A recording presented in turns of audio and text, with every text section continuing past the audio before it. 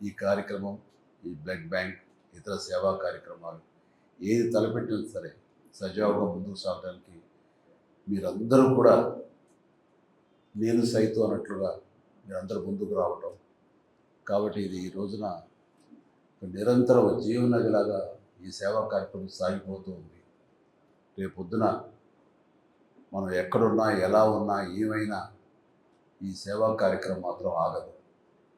ఇది నిరంతరం ముందుకు సాగిపోతుంది. దాని ప్రకారం ప్రారంభమైన నా రక్తం పంచిన, రక్తం ఇచ్చిన నా తమ్ముళ్ళు, నా సోదరిమణులు, వీళ్ళందరి యొక్క సహకారంతో ఇది కొనసాగుతుంటుంది. ఇది జీవితంలో నాకు ఎనలేని సంతృప్తి. దానికి కానీ ప్రతి ఒక్కరికి నా హృదయపూర్వక ధన్యవాదాలు ఎప్పుడూ తెలియజేసుకుంటూనే ఉంటాను. ధన్యుడి. మనం ఏదైనా ఒక మంచి చేయాలి అని అనుకుంటే దాని ప్రతిఫలం ఆశించకూడదు. మన లక్ష్యం ఏమిటి, అది చేరుకోవడం కోసమే మన ప్రయత్నం ఉండాలి తప్ప దాని పర్యవసానం ఏమిటి, దాని ఎండ్ రిజల్ట్ ఏంటి, దాని ప్రతిఫలం ఏంటి అనేది మాత్రం ఆశించకూడదు. అలా ఆశించి నేను చేయలేదు.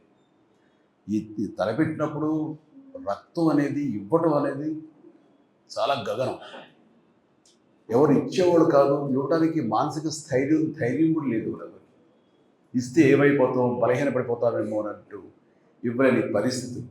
ఆ ఇచ్చేవాళ్ళు ఎవరైనా ఉంటే కనుక బ్లడ్ బ్యాంక్ వెళ్తే 4 డబ్బులు వస్తాయి అంటూ గట్టిగా పేదరికంలో ఉన్నవాళ్ళు, కూలీ నాలి చేసుకుంటున్న వాళ్ళు మాత్రమే ఆ బ్లడ్ బ్యాంక్, ఆయా బ్లడ్ బ్యాంక్స్ వాళ్ళు వాళ్ళకి తీసుకుని వచ్చి డబ్బులు ఆశ చూపించి ఆ బ్లడ్ని తీసుకునేవాడు. అంతే తప్ప నిజంగా ధారాళంగా ఈ రోజున మీరు అందరూ ఇస్తున్నట్లుగా అలా ఇచ్చే రోజులు కాదు. అలాంటి పరిస్థితుల్లో నేను ఎన్నోసార్లు చెప్పాను, కానీ మరొకసారి చెప్పుకోవాలనిపిస్తుంది. మనం రక్తం దొరకక, సమయానికి అందక ఎంతోమంది చనిపోతున్నారు. ఒక 2 బాటిల్స్ రక్తం దొరికితే కనుక ప్రాణాలు నిలబడేవి అని అన్ని పేపర్లో వచ్చినప్పుడు నాకు చాలా ఆశ్చర్యం వేసింది. అప్పుడు కూడా నాకు అవగాహన లేదు. నేను కూడా ఈ షూటింగ్ నిమిత్తం అలా ఉండి బిజీగా ఉండే ఆలోచనలో ఎప్పుడు వాటి మొక్క దృష్టి సారించలేదు. అది తెలుసుకున్న తర్వాత చాలా నిద్ర పట్టలేదు నాకు. యాక్సిడెంట్స్ అయ్యి కానీ, డెలివరీ సమయంలో అధిక రక్తస్రావం జరిగి కానీ, తలసేమియా వ్యాధిగ్రస్తులు కానీ, లుకేమియా వ్యాధిగ్రస్తులు కానీ ప్లేట్లెట్స్ లేక చనిపోతున్నారంటే నాకు చాలా బాధ అనిపించి, మనకి ఎంతోమంది అభిమానులు ఉన్నారు. వీళ్ళందరూ తలుచుకుంటే కనుక ఇది ఒక దేదీప్యమానంగా ముందుకు సాగిపోతూ ఉంటుంది. రక్తం లేని కొరత కొంతవరకైనా మన రాష్ట్రంలో తగ్గించే అవకాశం ఉంటుంది.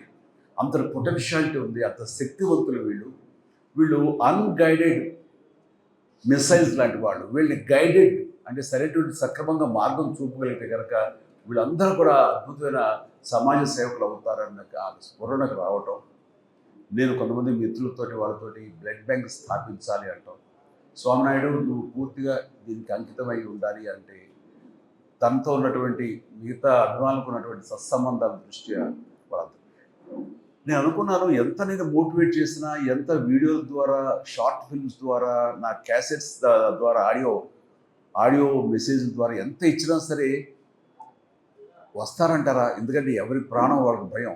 రక్తం ఇస్తే మనం బలహీనమైపోతామేమో, రక్తం ఇస్తే కనుక మనకి రక్తలేమి వ్యాధి వస్తుందేమో అంటూ అలాంటి అపోహలు ఉండే రోజుల్లో కొంతమంది అయితే కనుక మరీ రక్తం ఇస్తే కనుక అది వచ్చే జన్మలో మళ్ళీ మనకి ఏదో ఇంకోలా పుడతాం, ఏదో ఇలా చించే కాలం చెప్పేవాడు. అండ్ ఆ సమయంలో వాళ్ళకి ఆశ చూపించారు. నన్ను కలవాలనుకున్న వాళ్ళు, నన్ను మీట్ అవ్వాలనుకున్న వాళ్ళు, నాతో ఫోటో దిగాలనుకునే వాళ్ళు ఎవరైనా ఉంటే ముందు రక్తం ఇచ్చారంటే అప్పుడు ఇస్తానని. దానికి కొంత ఉత్సాహమైన కుర్రవాడు ధైర్యం చేసి వచ్చారు. వచ్చిన తర్వాత వాళ్ళు ఇచ్చిన తర్వాత రక్తం అనేది అది పెద్ద ఇబ్బంది కాదు అని వాళ్ళకి అర్థమైంది. సో వాళ్ళు ఎంకరేజ్ చేయడం కోసం ఇచ్చారు. వాళ్ళ సరదా తీరిపోయింది. మళ్ళీ నెక్స్ట్ ఇస్తారంటారా వాళ్ళు వచ్చి? ఎవరేమో. ఇట్లా ఎంతమంది 1 or 2 years తర్వాత నా ఫ్యాన్స్ అందరు తలా ఒకసారి బ్లడ్ ఇచ్చిన వాళ్ళు అవుతారు, ఒక ఫోటో దిగేసిన వాళ్ళు అవుతారు, వాళ్ళు సంతృప్తి చెందుతారు. ఆ తర్వాత ఇది కొనసాగాలంటే ఎంత కష్టం కదా అనే డౌట్ ఉండేది నాకు. కానీ నా డౌట్ని పటాపంచన చేస్తూ ఒకసారి ఇచ్చిన వాళ్ళు ఈ రోజులో మీలో ఉన్నారు. అట్లాగా 25 సార్లు, 30 సార్లు, 100 సార్లు, 150 సార్లు ఇవ్వడం జరుగుతుంది అంటే కనుక మీరందరూ ఆ సేవా కార్యక్రమంలో ఉన్నటువంటి ఆ మాధుర్యాన్ని, ఆ సంతృప్తి అది అందరూ అనుభవిస్తున్నారు కాబట్టి ముందుకు వచ్చి ఇంకా ఇది ఇలా కొనసాగుతుంది. అదే దృష్ట్యా నేను కూడా ఈ సేవా కార్యక్రమాలు చేస్తూ ఉన్నాను, ఇంకా కొనసాగిస్తున్నాను. నా తర్వాత చరణ్ అదే విధంగా తను కొనసాగించాలనుకుంటున్నాడంటే కనుక అందులో ఉండేటటువంటి సంతృప్తి అంతా ఇంత కాదు. ఏదైనా సరే నేను ప్రతిఫలం ఆశించకూడదు, తిరిగి ఇలా బౌన్స్ బ్యాకే వస్తుంది, మనం మంచి చేస్తే మంచి వస్తుంది, చెడు చేస్తే చెడు వస్తుందని ప్రగాఢంగా నమ్మేవాడిని. కానీ అది ఆశించి కాదు, మన ధర్మంగా నేను నెరవేర్చుకుంటూ వెళ్ళిపోతున్నాను. సమాజం నాకు ఇంత ఇచ్చినప్పుడు ఈ సమాజం రుణం ఏమి ఇచ్చి తీర్చుకోవాలని ఉత్తమ మాటలు అంటాం కాదు, ఇలా ఇచ్చి తీర్చుకోవాలనేది నేను ప్రాక్టికల్గా ఇందాక అమర్నాథ్ రెడ్డి అన్నట్లుగా ఏదైనా సరే చేసి ఆ తర్వాత చెయ్యండి అని చెప్పడం అనేది కరెక్ట్. ఎందుకంటే మనం ఎవరైనా వైపు ఇలా చూపిస్తున్నప్పుడు 3 ఏళ్ళు మన వైపు చూపిస్తుంటాయి, కాబట్టి నువ్వేం చేసావు సమాధానం చెప్పడం దానికి సమాధానంగా నేను ప్రారంభించి ఆ తర్వాత చెయ్యండి అంటారు. నాకు ఒక గట్ ఫీలింగ్ ఉంటుంది, నాకు ఒక ధైర్యం ఉంటుంది. సో అలాగే నేను చేయటంలో కృతకృత్యుని అయ్యాను ఈ రోజున. కానీ ఈ చేసే దాంట్లో మంచి తిరిగి ఎలాగ వస్తుంది, ఒక రక్షణ కవచంలాగా మనం ఎలా కాపాడుతుంది అనేది నేను చాలా ప్రాక్టికల్గా చదివి చూసాను. ఇలాంటి చాలామంది ఉంటారు, చాలామంది వాళ్ళ ప్రతిస్పందన నాకు దాకా చెప్పే అవకాశం ఉండకపోవచ్చు, నేను కూడా చేయలేకపోవచ్చు. కానీ ఒక ఈ మధ్య సంవత్సరాల్లోనే అది అందరికి తెలిసిన విషయం ఏంటో చాలామంది, నేను పిఎం గారి తోటి ఒక అల్లూరి సీతారామరాజు విగ్రహావిష్కరణ సభలో పాల్గొన్నప్పుడు అది చూసి ఒక వ్యక్తి, ఒక రాజకీయ నాయకుడు అండ్ కొన్ని అవాకులు చవాకులు వెళ్ళాడు నా మీద. అప్పుడే రాజకీయాల్లో లేను, రాజకీయాలు వద్దనుకు దూరంగా వచ్చేసిన వాడిని. అయితే నా మీద ఏదో గౌరవంతో నన్ను ఎంకరేజ్ చేయాలనో, లేకపోతే ఆ జిల్లా వాడిని కాబట్టి, పశ్చిమ గోదావరి జిల్లా వాడిని కాబట్టి, అక్కడ ఒక సెలబ్రిటీని కాబట్టి నన్ను అక్కడ ఆ కార్యక్రమంలో నన్ను కూడా అక్కడ పార్టిసిపేట్ చేసిన అవకాశం ఇద్దామనో ఏదో ఆయన పిలిచారు. సరే వెళ్ళారు. కానీ ఆ సదరు వ్యక్తి నా మీద అవాకులు చవాకులు మాట్లాడు, దానికి అర్థం లేదు, ఏమీ లేదు. నేను ఒకటే, అది నేను కానప్పుడు అది నన్ను అంటదు, నన్ను తాకదు, నేను ఫీల్ అవ్వను. ఆ అన్నవాడి నోరే అది అతని స్వభావం. సో నా స్వభావం ఏంటంటే నేను అలాంటి వాటికి స్పందించను, ఏమి చేయను. కానీ నన్ను ప్రేమించే వాళ్ళు స్పందించకుండా ఉండరు. వాళ్ళ స్పందన ఎలా ఉంటుంది అంటానికి ఈ ఉదాహరణ చెప్పాలనుకుంటున్నాను. అదే వ్యక్తి ముంపు గ్రామాలకి ఈస్ట్ గోదావరికి వెళితే ఒక ప్రౌఢ ఒక అమ్మాయి, బిడ్డ తల్లి, ఒక రైతు, ఒక మోదుగురు రైతు ఫ్యామిలీ లాగా ఉంది, రిచ్ ఫ్యామిలీ. ఆ అమ్మాయి ఆ వ్యక్తిని నానా దుర్భాషలు ఆడుతూ ఏకంగా తిడుతూ ఉంటే తలంచుకుని అలా కాము వెళ్ళిపోతున్నాడు చిన్న పడవలో. మళ్ళీ తిరిగి వస్తావు కదా, నేను ఎంత చూస్తాను అని మాట్లాడుతుంటే నేను ఎవరో నాకు ఆ క్లిప్పింగ్ ఎక్కడో నాకు తారసపడి నేను చూశాను. మామూలుగా ఫ్యాన్స్ రెచ్చిపోవడం ఇలా ఉంటే కనుక అనవసరం చేస్తున్నారే, లేకపోతే బాగున్నాయి, ఎందుకు సర్లే వాళ్ళ ఆవేశం అలాంటిది అంటూ మళ్ళీ సర్దుకుంటాను. కానీ ఆ అమ్మాయిని చూస్తుంటే, ఆ గృహిణిని నాకు చాలా ఆశ్చర్యంగా అనిపించింది. చూస్తుంటే మనలాంటి మాస్ ఫాలోవర్ లేదు, చాలా క్లాస్ లేడీ. నాకు ముచ్చట కలిగి ఎవరు ఆవిడ, ఎందుకు ఒకసారి రమ్మనండి నేను అన్నాను. రావటం కుదరలేదు అనుకుంటా, సారీ ఆవిడెవరో తెలుసుకుంటాండి అన్నాను. తెలుసుకుంటే వీడియో ఒకటి అమ్మాయిది ఇంటర్వ్యూలా చేస్తే అది నాకు పంపించారు. బయటకు కూడా సర్క్యులేట్ కాదు నా పర్సనల్గా. ఆవిడ అన్న మాట ఏంటంటే, ఆయన మాకు ఏదో పెద్ద పెద్ద మాటలు మాట్లాడింది అనుకోండి, ఏదో భగవంతుడు దేవుడిని ఎవరిని చెప్పదలుచుకోలేదు. ఆయన మాకు చాలా ఆరాధ్యం అండి, అది ఏమో అంత ప్రేమిస్తావా, అంత ఇష్టపడతావా, ఈ సినిమా అంత బాగా చూస్తావా, అంత అభిమానం అంటే నేను అభిమానం కానే కాదు.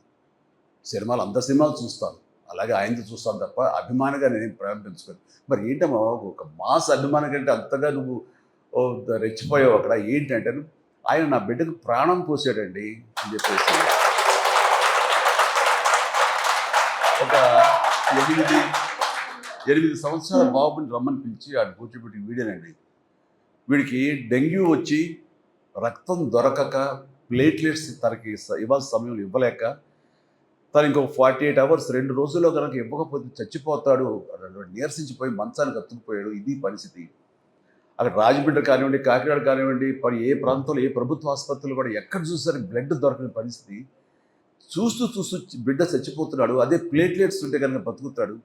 ఎలాగని మేము అందరూ ఆలోచిస్తుంటే ఎవరో సలహా ఇచ్చారు, బ్లడ్ బ్యాంక్ ఫోన్ చేయమ్మా హైదరాబాద్కి, వాళ్ళు ఏదో మార్గం చెప్తారు వ్యవస్థ. ఎక్కడ హైదరాబాద్ అయ్యా, ఎక్కడిదయ్యా, ఎవరిస్తారు ఏంటి, ఎలా రెస్పాండ్ అవుతారు, మాకు అందుబాటులో ఉంటారంటే ప్రయత్నం చేయమ్మా అన్నారు. ఇక్కడ ఫోన్ కాల్ రాగానే మన అద్భుతమైన స్టాఫ్, బాధ్యత గల మన స్టాఫ్ వెంటనే ఫోన్ అందుకుని సో స్వామినాయుడికి తెలియజేస్తే స్వామినాయుడు వెంటనే అక్కడ ఉన్నటువంటి మరి కొంతమంది ఫ్యాన్స్, మన ఫ్యాన్స్ ఎక్కడున్నా సరే వాళ్ళందరూ బ్లడ్ ఇక్కడ దాకా వచ్చి ఒక అవసరం లేదు, వాళ్ళందరూ గ్రూపులుగా ఏర్పడతారు. ఎవరికి ఏ గ్రూప్ బ్లడ్ కావాల్సి వస్తే వాళ్ళందరూ ముందుకు వచ్చి వాళ్ళు లైవ్లో బ్లీడింగ్ ఇవ్వడం జరుగుతూ ఉంటుంది. అట్లాగా రేర్ బ్లడ్ అయినా సరే ఆ కుర్రవాడిది 5-6 మంది కుర్రవాడు ముందుకు వచ్చి ఆయా హాస్పిటల్కి వెళ్ళి వాళ్ళు ఇవ్వడం జరిగింది. జరిగిన తర్వాత ఆ బిడ్డ బతికాడు, ప్లేట్లెట్స్ ఎక్కించిన బాగుంది. చెప్పండి ఇప్పుడు నా బిడ్డ చేతితో చూస్తుండగా చనిపోయి బిడ్డని మరి బతికి బట్టగట్టాడు, ఇది ఇలా తిరుగుతాడంటే మరి ఆయన నాకు దేవుడుగా ఏమవుతాడు అన్నాడు. ఆ మాట మరి ఎందుకు అంతే మరి ఏమిటి అలాంటి ఆయన అంటాడా మన మాటలు, కానీ బుద్ధి జ్ఞానం ఉందా అంటూ ఆవిడేమో తిట్టేసింది, అయిపోయింది. అంటే మనం చేసిన పుణ్యం ఎక్కడికి పోదు, తిరిగి అది మనకి వెనకాల మనకి వస్తుంది.